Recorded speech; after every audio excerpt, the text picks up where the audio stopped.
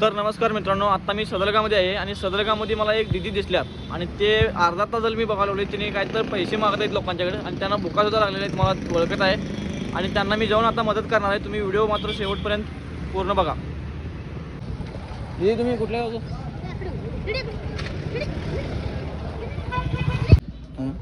चपाती 2 आणि भाजी. किती राहते काय आहे आता खायला?